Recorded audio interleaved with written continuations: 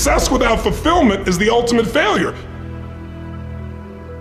Like, success is getting what you want. Fulfillment is living what you're made for. Fulfillment and success, they're not even the same universe. People ask me all the time, what does it take to be happy? And I always tell them it's really simple. One word, progress.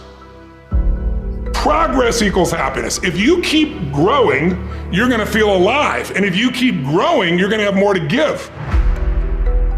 It doesn't matter how many statues, Oscars they give you, or Emmys, or how much money you have in the bank.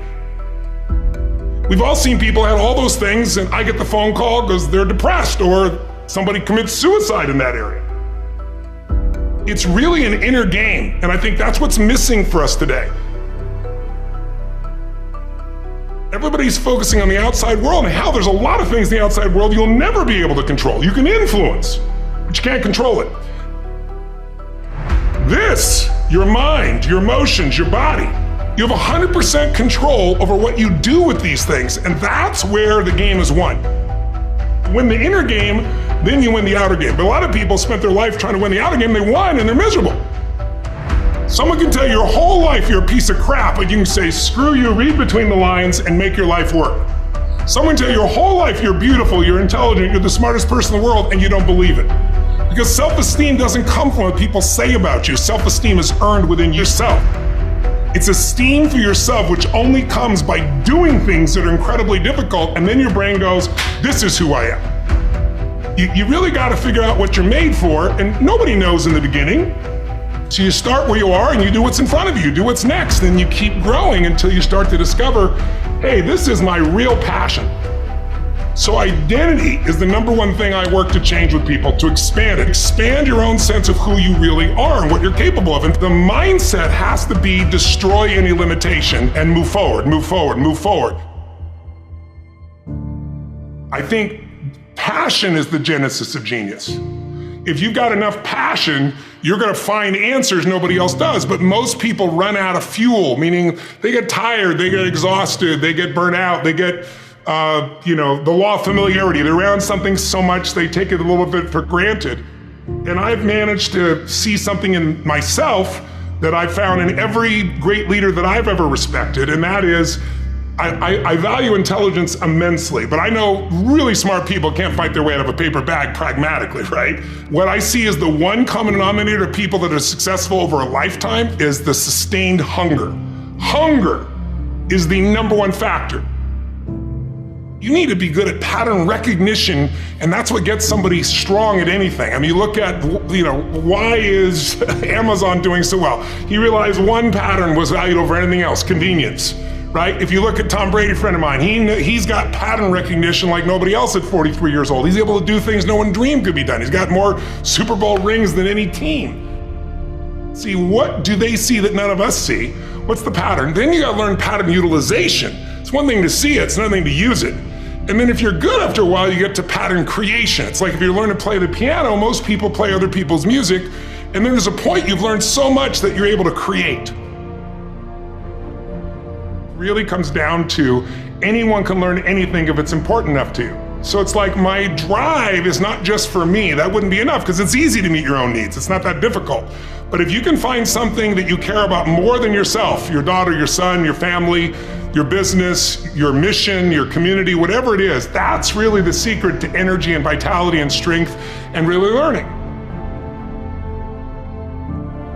One of the things I want to do with people during this challenge is take things that seem so complex and make them so simple so you do it. Get it really simple, things you can do right now to change your life. You can go to experience it that day, and then you get momentum. Day 1, day 2, day 3, day 4, and all of a sudden now what used to be hard to do is easy to do.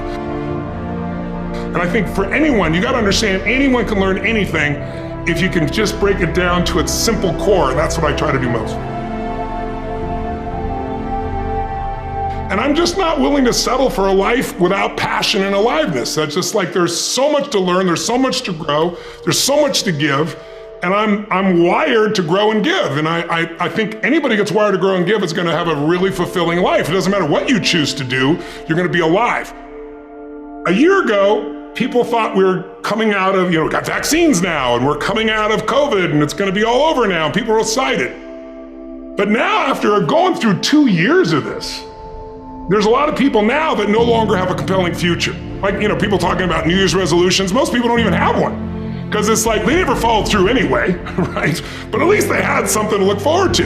They're starting to get into learned helplessness. Learned helplessness is when something is so bad over and over again, you start thinking the problem's permanent. No problem is permanent. Or you start thinking the problem's pervasive because I haven't handled my finances, my whole world's over. Or because my relationship's bad, my whole world's over. Your life is bigger than that. My goal right now is to shake that up for people. People need a new perspective, and you can't do it by just sitting and thinking. You gotta move your body, you gotta change your energy and your focus. But if I get you into a higher state of being, mentally, emotionally, physically, then all of a sudden you start remembering who you are and you start coming up with answers that you never even thought were possible before.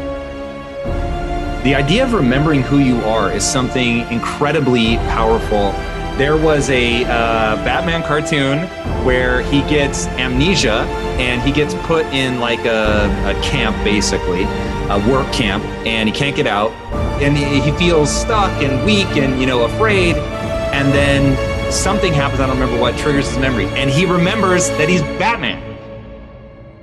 Just in remembering that he's Batman, he then takes the actions to fight his way out. And look, I know it's a cartoon, but that has always resonated with me. And whenever I'm feeling anxious about something, I always tell myself, remember who you are. But you're really talking about the most important concept in lasting change, identity. We all define ourselves in certain ways. So you start where you are and you do what's in front of you, do what's next, and you keep growing until you start to discover, hey, this is my real passion. And it can change. People go for 5, 6, 7 years and then they usually question their business, their career, their body, their relationships. And then one of two things happens. They change direction and feel renewed, or they go, no, I got a great deal here, what the hell's wrong with me? And they recommit and they get stronger. But that's life. And if you don't grow, I don't give a damn how much you got going for you, you're gonna be miserable.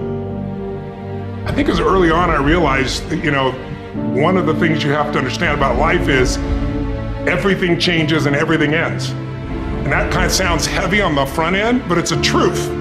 If everything changes and everything ends, number one, it should make you appreciate what you have right now. And then my view is, what's next is always better. If I make it so, it's my job to make it so. And I think that's how we have to navigate. But most of us have been conditioned not to take a risk. People ask me all the time, what does it take to be happy? And I always tell them it's really simple. One word, progress.